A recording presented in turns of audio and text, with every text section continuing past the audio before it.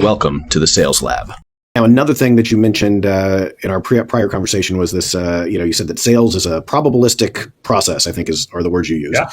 And I thought, this is exactly how I try to explain it to our students and get them on board with, we're telling you to do it this way, not because it's going to work 100% of the time, but because it's going to improve your odds. You still might get no's, you still will get no's. But what does that mean to you, and how does that inform your day to day? Yeah, absolutely. Well, look, I think that goes back to sort of that broader sales cycle. I think that we talked about a little bit. So I think as we look at sales, I think a lot of times, look, I'll say myself, right? When I came out of college and I didn't have a lot of experience with professional sales, and I'll say I probably didn't have that high an opinion of sales as a profession because I didn't understand it as a profession, right? Yeah. I understood the prototypical kind of pushy salespeople stereotypes that are out there.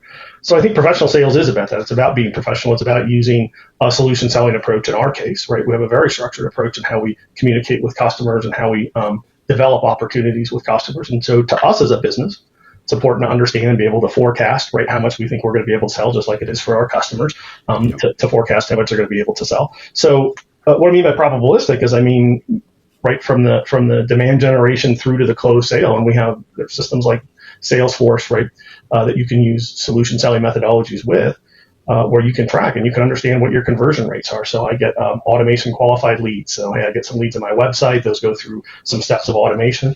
They may be nurtured. So you may determine that, hey, this lead isn't ready to move forward to a sale yet, but we'll continue to nurture that electronically. Either sometimes people do that, sometimes we do that with systems. More and more we do that with AI, right? And once we understand that they're ready, then we can move them forward into a lead. We can pass to sales. Sales has to qualify that lead. Not all of those are qualified.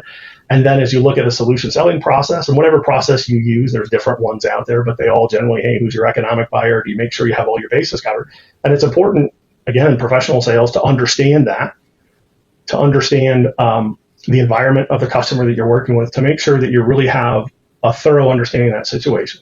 Number one, so that you can forecast it correctly, because as a professional salesperson, part of your job is to forecast with confidence to your management. And it's typically not acceptable to say, well, you don't win them all. We did our best, right? Typically you want to say, hey, we understood the situation. We understood the economic value. Again, understanding what the customer needs to accomplish. If a customer says they have a downtime problem, how big is that problem? How much does that cost you? Is that a major issue? In your overall objectives and initiatives, you might go, hey, that costs us $1 million a year. Wow, that sounds like a huge problem. Yeah, we've got problems that cost us $50 million a year. So that's pretty low on the list of things that we're going to allocate budgets to resolve, even though it could save us $1 million. We've got bigger issues we want to focus on. So again, a solution selling methodology lets you professionally address all of those concerns and build the strongest case you can. And the strongest, yes, technical sales, the sales part of that, right? So technically it fits, it does the things that you need to do. It's going to result in an outcome.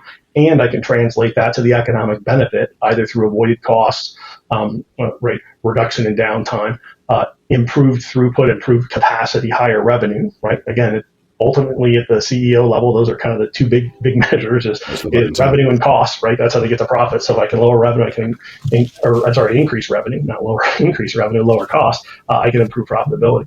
So understanding how to articulate that case. And that's important, not just from making the case, but that also is super important in the negotiation phase, which you will get into if you're successful with customers. And customers have professionally trained buyers who are trained to negotiate with vendors, right, to get the best price possible. So understanding the economic value of what you as a seller bring to the table and being able to articulate that in the terms of the customer, not in terms of another customer, your experience or your best estimate, but in terms of data, validated data that you have from the customer, right, makes a very strong case for not only allowing you to be the vendor of choice in some cases, but also then to, or hopefully in most cases, but then also to negotiate from a position of strength and a position of clear economic value. And so when we talk about that being probabilistic, right, if we go all the way back to the beginning of that, you're not going to close 100% of those.